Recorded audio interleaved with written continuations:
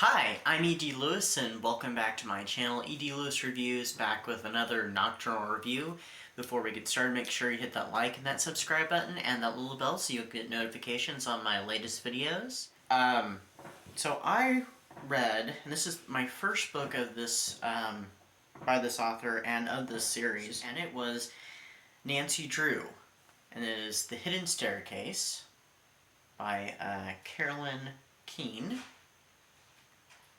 Like I said, this is the first Nancy Drew I'd ever read. I'd heard of Nancy Drew.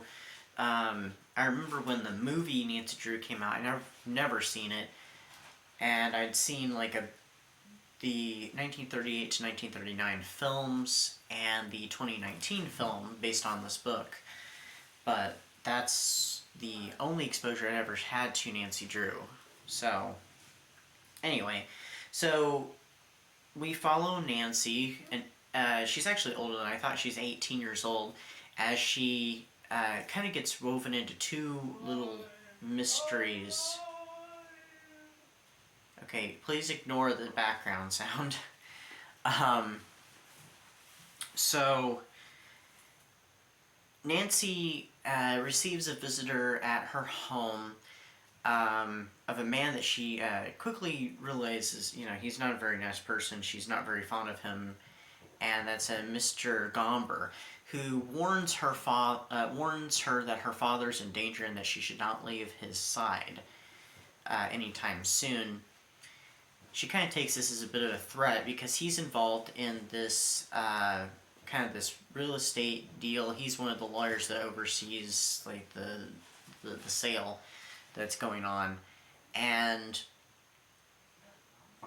so her and her father kind of investigate that, and there's kind of a close call that happens surrounding him. But at the same time, she also receives a call from a friend of hers named Helen. That was right. For some reason, I keep wanting to say, Helen. I wanted to say Ellen. I'm like, that's not right. Helen, about her great aunts, Flora and Miss Flora and Aunt Rosemary, who are a mother and daughter themselves, her elderly aunts who are experiencing kind of a haunting at their house, Twin Elms. And it's an old colonial home that was built in the 1700s, and so they're experiencing some haunting activity, and they want, answers to this. And also, their home, a particular individual, I will not say the name of this individual, is willing to buy their home and is desperate to purchase it. So, a little bit of suspicion going on here. Nancy does accept the case, and she goes to help investigate it, and there are some pretty strange things that happen. They hear all kinds of weird sounds, there's some strange sightings, there's things that appear outside the windows. There's even some attacks and stuff, and strange figures that appear in the house. So there's all kinds of crazy stuff that goes on. And suddenly, her father, who's on a trip to Chicago to find a missing man who's involved with that real estate deal, her father also goes missing on his way to meet her at the mansion of Twin Elms. So, here are my thoughts on Nancy Drew. She's definitely an inspiration for all young ladies, I'm sure.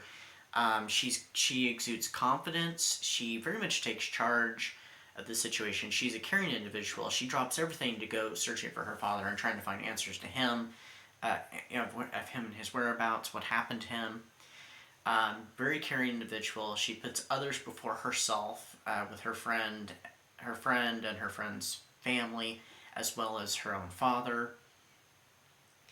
And she's very smart, very intelligent. She's very knowledgeable. She has a good head on her shoulders. She's very sensible about things. I mean, she's definitely this role model, for sure. I can understand why girls have looked up to her, decades, since 1930 when this book was first published.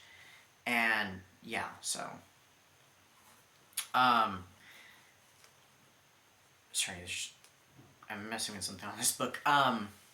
Now, I actually read the updated version from 1959, And so I guess at the time in the late 50s, they were revising all the Nancy Drew books up to that point to help with, I guess, editing costs is what I'd read, but also they were removing some certain racial stereotypes, and also they were trying to make the character of Nancy of less impulsive, because I guess she more or less would go at things rather on her own, and she'd be kind of reckless and stuff about everything. So, I mean, it kind of gets her in less trouble that way. So, I mean, that was kind of a good thing. But they do not diminish her character at all. I think they actually make her more sensible and stuff in that regard. So she doesn't go at things by herself. She has help, and she doesn't get into as much trouble or put herself into as much danger that way. So, all in all, this was the part that I thought was rather unrealistic. The way the police, they don't even seem to question her involvement in solving even a dangerous mystery. They just kind of look up to her and kind of what would be the word? They encourage her in a way, and it just seems rather unrealistic, especially for the police. I now in like the 1939 movies, because I did rewatch the 1939 adaptation of this, which had almost nothing to do with the book. They were a little more realistic with how the police would treat somebody who's not on the police force, who's basically trying to take charge and solve the mystery on their own, as trying to tell them, stay out of the way, don't get into trouble, you're just gonna, make trouble for yourself, let the police handle it. That was my only, that was the only bad thing I saw about the book, that it was really unrealistic. Rather than that, it was very exciting. It was nice to see that, like, all the male characters, there's not that many male characters, they're all very, the women are elevated up and above, and the men are rather, either villainous or subservient, or just, they need rescuing, like her father, who's this, influential lawyer in the town that they live in. At least that's the impression I get anyway. So I thought that was rather interesting. I really liked that. So it was nice to see the female characters basically had the run of the playfield completely. So that was awesome. All in all, I gave the book 5 stars. Not 5 stars. Sorry, I gave it 4 stars. It is a children's book, but highly recommend. I mean, anybody can enjoy these. These were very cool, and there's not really any violence to them. There was no murder, and I know there's some of the movies, like in the 1939 adaptation, there was murder, and I don't think that any of the books had murder in them, but I only read this one, so I might read some more. I'm kind of interested in the spooky titles, kind of like this one, except for there's ones that have even spookier titles and deal with like phantoms and ghosts, and so I'm curious about those. So I might continue reading some more Nancy Drew. I did rewatch the 2019 film starring Sophia Lillis, and I can't remember his name. I think his name is Sam Trammell. I can't remember. I'll put his name down here. But he's the one who played the part of Sam Merlot on True Blood, and he plays her father, Carson. The film did deviate from the plot quite a bit. It did hold a certain amount of fidelity, but it spent a lot of time reinventing the character of Nancy for a more modern audience, more modern time, definitely making Nancy a role model again for girls everywhere and young women. I think she's a little younger in it, and it's very much it makes this story into her origin story, and you see her as being kind of a delinquent who turns herself around, and she learns and grows from her mistakes, but she's still incredibly smart and very very strong as well. She's a very strong character, even in the dire situations that she's put in and she goes through. She just comes out on top, and it's just a very inspirational film, very amusing film, and very well done. It was one of the executive producers was Ellen DeGeneres, which was one of the reasons why I had watched it when it came out, and a couple years ago. Well, a little more than a couple years ago, but it was very good. And I had completely forgotten who had done it. So, and I didn't want to rewatch the movie before I finished, so I read the book quickly, rewatched the movie, and there we go. And yeah, it was a very good adaptation.